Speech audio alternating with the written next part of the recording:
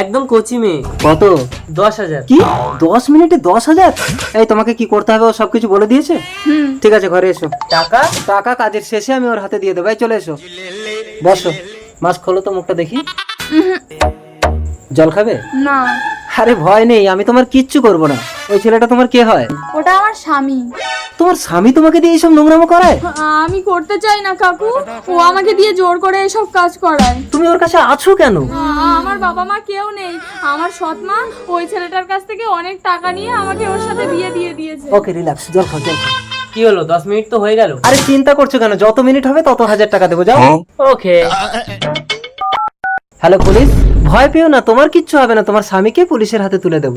আমার সৎ মা আমাকে মেরে ফেলবে। আজ থেকে আমি তোমার বাবা, আর তোমার ওই সৎ মাকে জব্দ করার দায়িত্ব আমার। হ্যালো শাশুড়ি মা। খোকা যাবে শ্বশুর বাড়ি, সঙ্গে যাবে কে? পুলিশ মামা তাই তো এসে কলার ধরেছে।